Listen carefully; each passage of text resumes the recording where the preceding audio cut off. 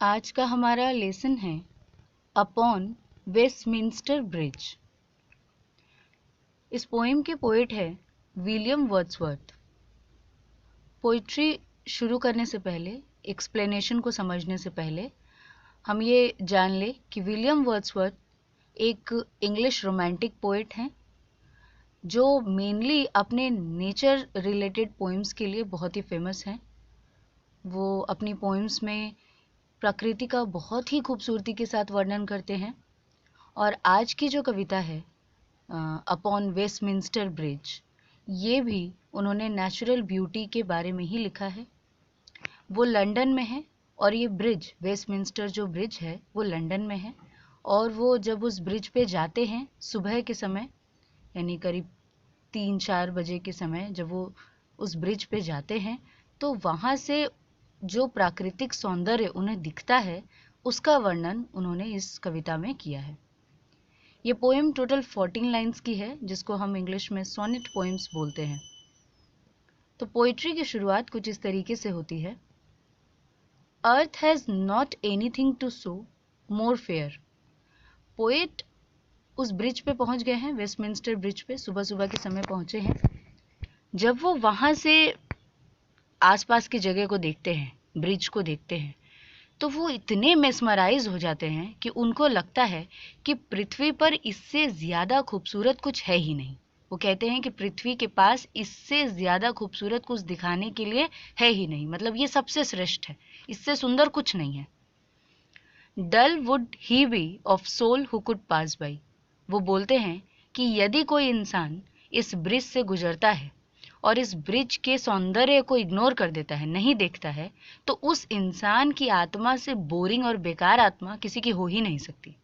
पास by मतलब गुजरने वाला, और डल सोल यानी कि वो व्यक्ति, सुस्त व्यक्ति जो इस प्राकृतिक सौंदर्य का लुत्फ नहीं उठाता, यहाँ देखता नहीं है, उस व्यक्ति से ज्यादा डल, बेकार कोई और नहीं हो सकता। तीसरी पंक्ति है a sight so touching in its majesty, यानी कि ये इतनी खूबसूरत है, यहाँ का प्राकृतिक सौंदर्य, इस ब्रिज का सौंदर्य इतना ज़्यादा है कि ये नज़ारा हमारे हृदय को छू दे रहा है, मतलब हृदय स्पर्शी है। जब कोई भी इस नज़ारा को देखेगा तो वो मन से खुश हो जाएगा, इतनी खूबसूरत यहाँ की प्राकृतिक सुंदरता है। This city now doth like a garment wear. यहाँ एक वर्ड आया है दोथ, जिसको DOES डज की जगह पर इस्तेमाल किया गया है। ये पुरानी इंग्लिश है, DOTH बोला गया है, बट इसका इस्तेमाल DOES डज की जगह पे किया गया है। तो this city now doth like a garment wear, garment यानी कपड़े, वेयर यानी पहनी हुई।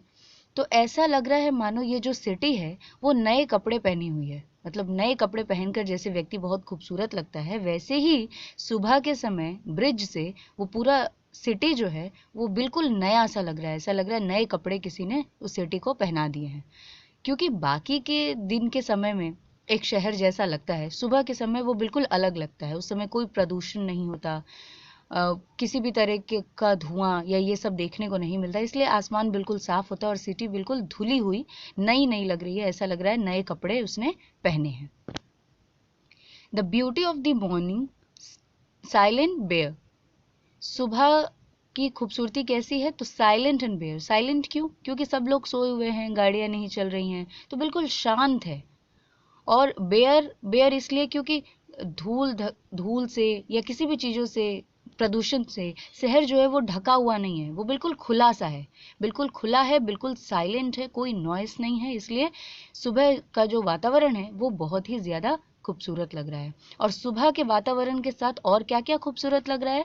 तो ships, towers, domes, theatres and temples lie, यानी कि जो भी जहाज हैं, जो भी टावर हैं, डोम्स है या थिएटर हैं, मंदिर हैं, जो भी चीज़ें हैं, जो भी मनुष्य के बनाए हुए मॉन्यूमेंट्स हैं, जो भी बनाए हुए बिल्डिंग हैं, ये सब कुछ बहुत ही साफ सुंदर नज़र आ रहे हैं। क्यों? क्योंकि सुबह के समय कोई भी प्रदूषण, धुआं बिल्कुल भी नहीं है, आवाज़ें नहीं है, इसलिए सिटी बिल्कुल नई नई जैसी लग रही है, नए कपड़े पहने हुए लग रही है। Open unto the fields and to the sky. all bright and glittering in the smokeless air, open unto the fill and to the sky, मतलब इतना आसमान साफ है कि धरती से आकाश दिखाई दे रहा है और आकाश से धरती बिल्कुल साफ दिखाई दे रही है, क्योंकि बीच में कोई किसी तरह का धुआं, किसी तरह का पॉल्यूशन नहीं है, सुबह का समय है, बिल्कुल सब कुछ साफ है, बिल्कुल क्लियर है, जिसके कारण धरती से आसमान और आसमान से धरती बिल्कुल साफ दिखाई दे रही है। और ऑल ब्राइट एंड ग्लिटरिंग, मतलब उज्जवल, चमकीले, सब कुछ उज्जवल, चमकीला, चमकता हुआ नजर आ रहा है। क्यों? क्योंकि हवा बिल्कुल स्मोकलेस है।